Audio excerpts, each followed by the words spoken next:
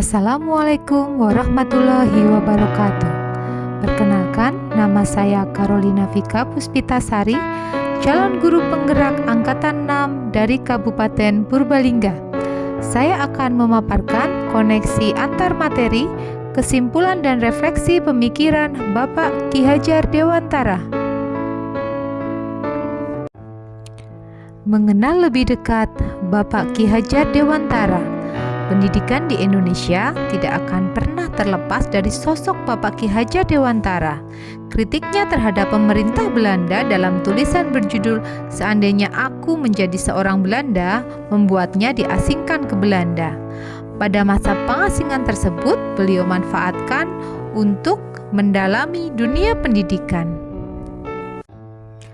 Hal yang pertama kali terlintas ketika mendengar kata menuntun adalah seseorang yang telah dewasa menggandeng anak kecil atau seseorang yang telah dewasa menggandeng seorang yang renta. Itu berarti bahwa orang yang kita tuntun adalah seseorang yang sudah mempunyai arah dan tujuan, akan tetapi memerlukan bantuan agar mereka dapat mencapai tujuan dengan selamat. Demikian pula dengan pendidikan. Pendidikan itu hanya suatu tuntunan di dalam hidup tumbuhnya para peserta didik, bahwa hidup tumbuhnya anak terletak di luar kecakapan atau kehendak kita sebagai kaum pendidik. Pertanyaannya, perlukah tuntunan dalam pendidikan?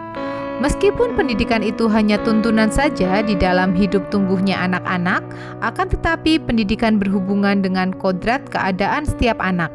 Anak yang dasar jiwanya tidak baik, anak tersebut tentu perlu mendapat tuntunan agar semakin baik budi pekertinya. Anak yang dasar jiwanya tidak baik dan tidak mendapat tuntunan tentu akan mudah menjadi orang jahat. Anak yang sudah baik dasarnya juga masih memerlukan tuntunan agar mereka mendapatkan kecerdasan yang lebih tinggi dan luas. Tidak sedikit anak yang baik dasarnya, tapi karena pengaruh keadaan yang buruk kemudian menjadi orang jahat. Bapak Ki Hajar Dewantara menjelaskan bahwa dasar pendidikan anak berhubungan dengan dua kekuatan kodrat, yaitu kodrat alam dan kodrat zaman. Kodrat alam berkaitan dengan sifat dan bentuk lingkungan di mana anak berada, sedangkan kodrat zaman berkaitan dengan isi dan irama. Artinya bahwa setiap anak sudah membawa sifat atau karakternya masing-masing.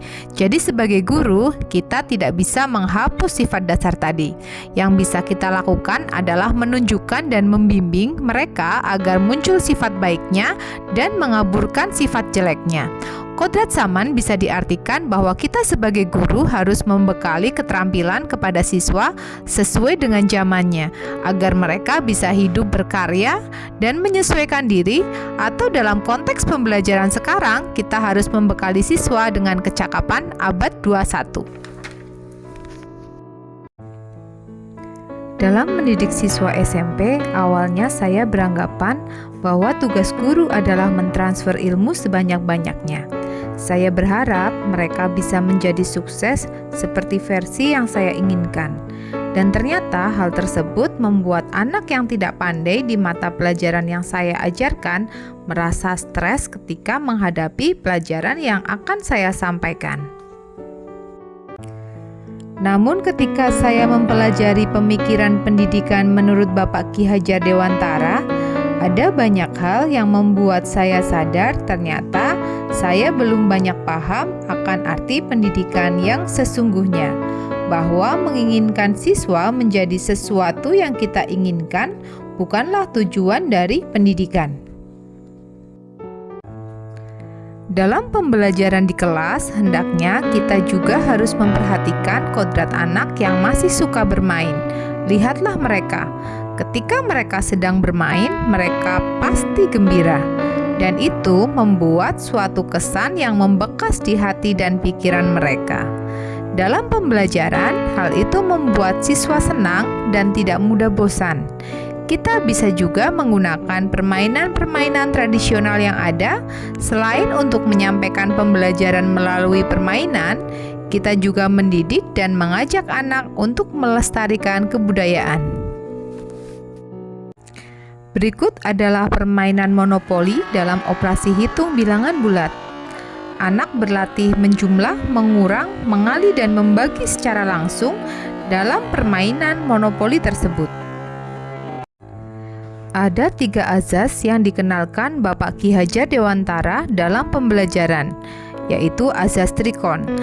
Terdiri dari 3 azas, yaitu kontinu, konvergen, dan konsentris. Kontinu artinya pendidikan harus berkesinambungan, dilakukan secara terus-menerus dan menggunakan perencanaan yang baik. Apa yang kita dapatkan hari ini adalah akumulasi dari setelah kita lahir sampai hari kemarin. Konvergen artinya pengembangan dapat dilakukan dengan mengambil dari berbagai sumber dari luar, bahkan dari praktek pembelajaran di luar negeri. Sedangkan azas konsentris artinya pengembangan pendidikan yang dilakukan harus tetap berdasarkan kepribadian kita sendiri. Kita boleh mengambil dari berbagai sumber dari luar negeri, tetapi harus disesuaikan dengan kebudayaan kita sendiri. Konsep pembelajaran yang sesungguhnya adalah konsep filosofi Bapak Ki Hajar Dewantara mengenai pendidikan, yaitu pendidikan yang memanusiakan dan memerdekakan. Apa itu merdeka? Merdeka adalah selamat raganya dan bahagia jiwanya. Pendidikan yang menghamba pada anak dengan menekankan pada minat, kebutuhan, dan kemampuan individu, menghadirkan model dan metode belajar yang menggali motivasi untuk membangun habit anak menjadi pembelajar sejati, selalu ingin tahu terhadap informasi dan ilmu pengetahuan, suka membaca, serta dapat menumbuhkan rasa kreativitas, inovatif, kepemimpinan, rasa percaya diri, mandiri, disiplin, kritis dalam berpikir, mempunyai nalar yang tinggi, serta berwawasan global untuk dapat selalu beradaptasi terhadap perubahan.